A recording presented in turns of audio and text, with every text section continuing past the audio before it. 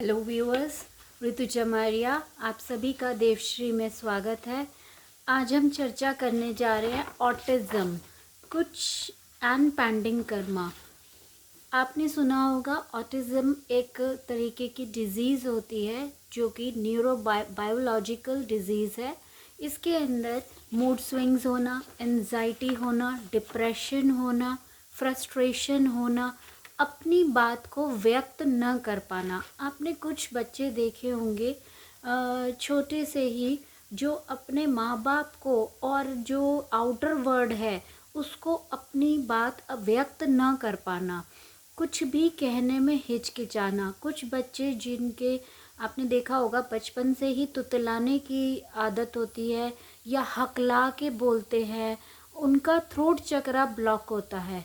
इनके साथ कहा जाता है एस्ट्रोलॉजिकली भी देखा गया है कि ऐसे जो बच्चे होते हैं उनको एक फियर साइकोसिस होता है जो पिछले जन्म से भी जोड़ा गया है कि एक कोई पेंडिंग कर्मा होता है जिसको ये झेल रहे होते हैं, जिसके कारण ये अपनी मन की बात बता नहीं पाते हैं, कह नहीं पाते हैं, व्यक्त नहीं कर पाते हैं।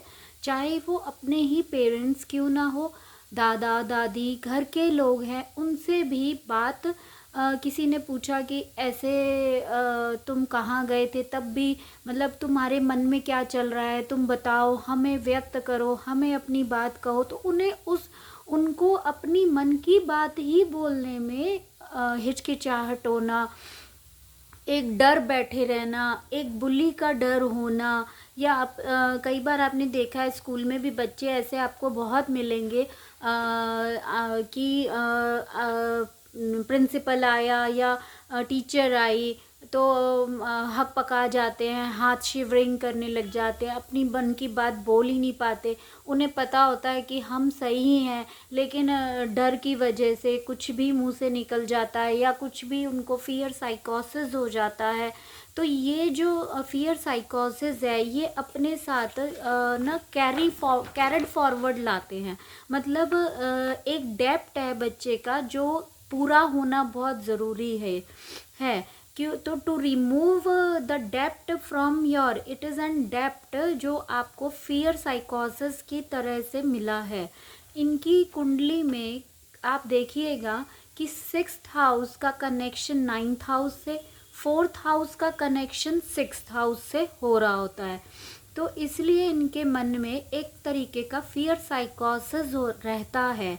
आप कभी आपने देखा होगा कि कुछ चीज़ें बड़ों में भी होता है ये कि अगर वो अभी तक उनका ये क्लियर नहीं हुआ होता तो बड़ों में भी ये अक्सर देखा गया है कि एकदम से उनको किसी ने कुछ बोला और एकदम से उनको डर लग जाता है और एक तरह से भैंसे खा जाते हैं और शिवरिंग करने लग जाते हैं, उनके हाथ पैर ठंडे हो जाते हैं।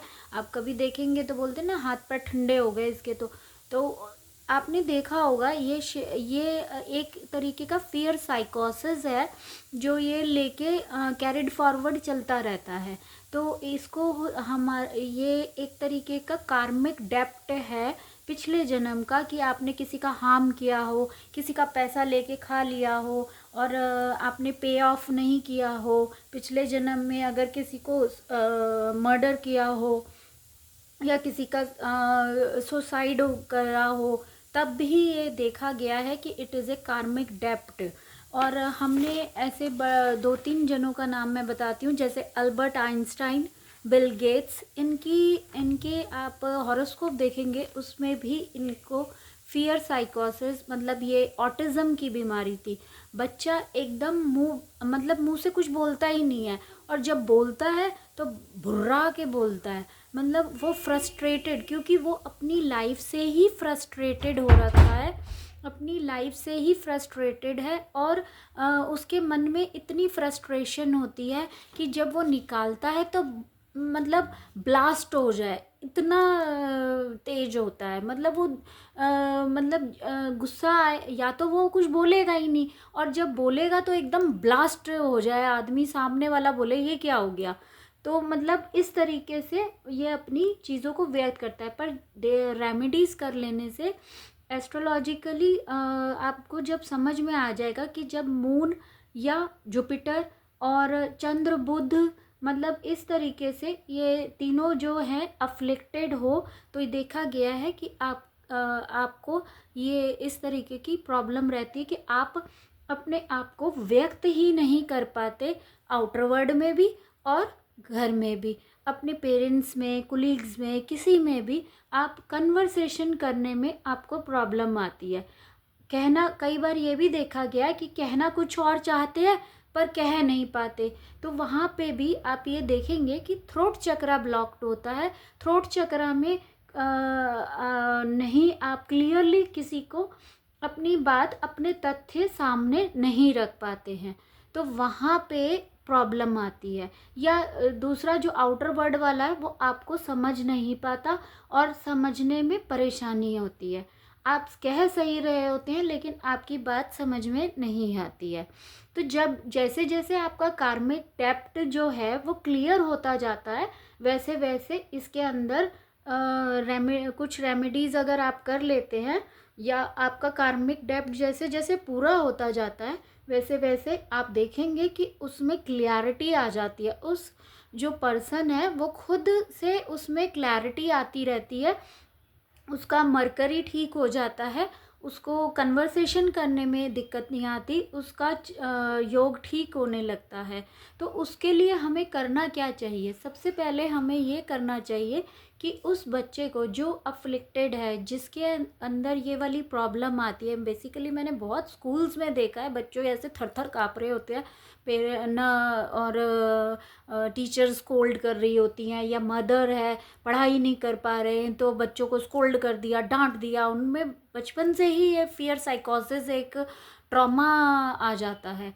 तो ये एक तरीके का डेप्थ है जो कि हमें क्लियर करना बहुत ज़रूरी है। और एक पेरेंट को किस तरह से अपने बच्चे को डील करना है, आप पहले बच्चे की साइकोलॉजी को जाने कि वो बच्चा कितना क्या अफ्लिक्शन में तो नहीं है, कहीं बच्चे को मेंटली एक इस तरीके का फियर साइकोसिस का डिसऑर्डर तो नहीं है, या बच्चा डर तो नहीं रहा कोई चीज़ से।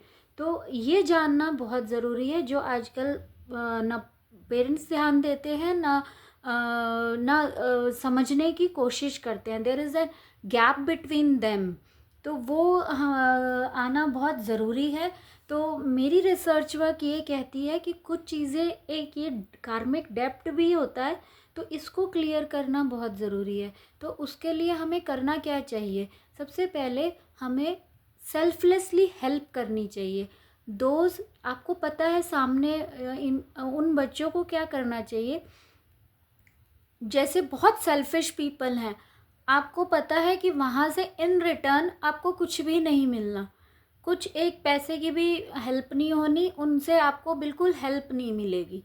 वहाँ आपको हेल्प देनी है। अगर आप उसे अपनी हेल्प दे देते हैं और पता है कि आपके खुद के ही लोग ऐसे हैं जो आपको हेल्प नहीं करने वाले, इन रिटर्न आपको कुछ नहीं मिलना वहाँ से, लेकिन फिर भी आप उनकी हेल्प कीजिए, सेल्फलेसली हेल्प कीजिए, क्योंकि ये आपका कार्मिक डेप्थ है। और जब वो क्लियर हो जाएगा, आपको ब्लेसिंग इनडायरेक्टली फ्रॉम गॉड मिलेगी और आपका पुराना डेप्ट क्लियर हो जाएगा। जो पेंडिंग कर्मा पिछले जन्म का हो, या कोई ऐसा गलत कृत्य कर दिया हो जिसके फलस्वरूप आपको ये मिला, आप जैसे जैसे कर्म करते जाएंगे, अच्छे कर्म करते जाएंगे, डोनेशन दीजिए हॉस्पिटल्स में। सेकंड रेमेडी, हॉस्पिटल्स जहाँ पे अनाथ बच्चे हैं वहाँ पे आप डोनेशन दीजिए, कुछ खिला के आइए, उनकी कुछ हेल्प कर सकते हैं मोबाइल ठीक करने में, या मोबाइल में पैसे भरवा के दे सकते हैं। तो और या आपसे कोई मदद मांगता है, कोई मेडिसिन मांगता है, तो आप उन्हें सेल्फलेसली दे के आइए। उन्हें पूछिए कि आपको कोई हेल्प की ज़रूरत है। अगर वो उनको कोई हेल्प चाहिए तो आप करिए। जब आप जैसे जैसे आप उस हेल्प को करते जाएंगे, वैसे वैसे आपको एक ब्लेसिंग मिलेगी, आपका थ्रोट चक्रा खुलेगा, आपको पेंडिंग कर्मा रिलीज होएगा, और आपको ऑटोमेटिकली आपके काम होने शुरू हो जाएंगे। और काम उनका करने में फ़ायदा होगा जिधर से आपको पता है कि एक पैसा रिटर्न में नहीं मिलना आपको, वहाँ से ब्लेसिंग मिलनी है। वहाँ वो जब आप काम करेंगे तो आपका पेंडिंग कर्मा डेप्ट जो है, कार्मिक डेप्ट जो है वो पूर्ण हो जाएगा, वो क्लियर हो जाएगा। अब लीगल हेल्प, इसके बाद क्या आता है, एक लीगल हेल्प।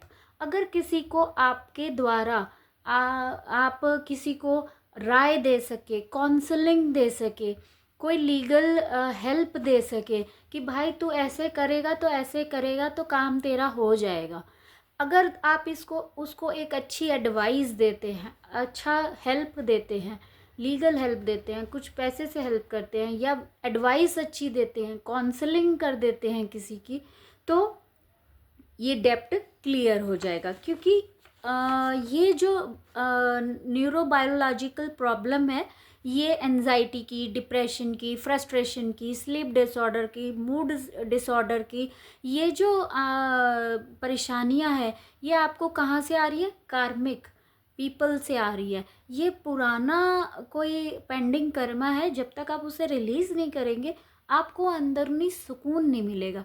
और जब सुकून नहीं मिलेगा, पीस नहीं मिलेगी, आपको एक अनजाना सा डर बैठा रहेगा।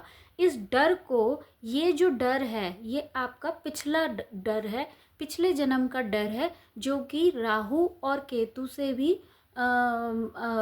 वो अगर 2-8 पोजीशन में या कोई और पोजीशन में भी, अगर किसी पोजीशन में भी है, तो एक तरीके का अनजाना सा आपको हर चीज उसी पर्टिकुलर स्पेस के लिए आपको एक डर बैठा रहेगा।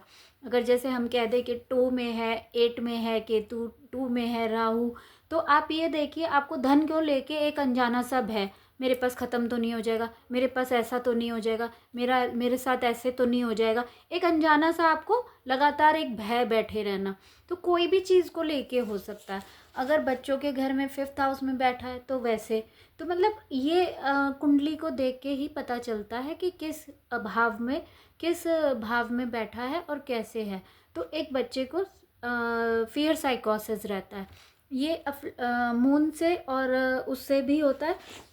जैसे 6th हाउस का कनेक्शन अगर 9th हाउस से हो गया, 4th हाउस का कनेक्शन 6th हाउस से हो गया, तो ये एक कार्मिक डेप्ट है। बच्चा कैरिड फॉरवर्ड अपना लेके आया है, वो जब तक इसको पे ऑफ नहीं करेगा तब तक उसको अंदरूनी शांति नहीं मिलेगी। तो हेल्प मोस्ट सेल्फिश पर्सन, आपको उन सेल्फिश पर्सन को हेल्प करनी है जिधर से एक पैसा रिटर्न में नहीं मिलेगा, ज़ीरो आपको इन रिटर्न में मिलना है। जब आपने इधर आपने हेल्प कर दी तो आपने अपने मरकरी को ठीक कर लिया। ठीक है, अवॉइड बनाना। एंड ये कुछ ऐसी एक जनरलाइज्ड मैंने आपको रेमेडीज़ दी हैं जो कि आप पूरी करेंगे तो अच्छा रहेगा। और एक आप गिलोय का गार्लैंड बना के आप मंदिर में दे सकते हैं, पहना के आ सकते हैं शिव जी को, तो वो भी फ़ायदा देगा। एंड ये कुछ जिनके प्रोमिनेंट साइनस की प्रॉब्लम होती है उनको भी देखा गया है, अस्थमा एंड साइनस और इस तरीके की प्रॉब्लम्स होती है, उनको एक अनजाना भय बना रहता है, यह भी देखा गया है। तो वो भी ये कर सकते हैं जिससे इनका पेंडिंग कर्मा कोई पुराना कृत जो हो वो रह गया हो, वो पेंडिंग कर्मा पूरा होता है। अगर वो ये भी लोग अगर ये चीज़ करते हैं तो इनको फ़ायदा होता है, क्योंकि ऐसा देखा गया है जो अस्थमा से या साइनस से या उनका जुपिटर कहीं कारका में ख़राब हो रहा होता है, क्योंकि लीवर का वो है, जुपिटर कारका है और कफ बनाता है। और ऑटिज़म से जो ग्रसित लोग होते हैं उनको कई बार इसके द्वारा भी एंजाइटी, डिप्रेशन और इस तरीके का रहता है। तो इन रेमेडीज़ को आप करेंगे तो बहुत अच्छा रहेगा। और गूसबेरीज़ खाइए, च्यवनप्राश खाइए, जल नेति कीजिए, ये भी एक रेमेडी है जो कि कारगर है, टेस्टेड है। एंड ये जो सेल्फलेसली हेल्प करना है किसी को, मतलब सेल्फिश पर्सन को, जो जिधर से आपको एक पैसा नहीं मिलना, वहाँ हेल्प करने का फ़ायदा है। ऐसे ही नहीं कि आपने गए और आपने हेल्प कर दी, आपने ये देखना है कि ये सेल्फिश पर्सन है और इधर से मेरे को एक पैसा नहीं मिलना, वहीं आपका पेंडिंग कर्मा क्लियर होएगा। ये बात का ध्यान रखिए। ऐसे ही नहीं कि आपने गए और किसी की भी हेल्प कर दी। नो, यू हैव टू सी कि सेल्फिश पर्सन होना चाहिए और उधर से आपको पता होना चाहिए कि एक पैसा नहीं मिलेगा मुझे, तभी ये आपका कार्मिक डेप्ट दूर होएगा। Okay, all the best.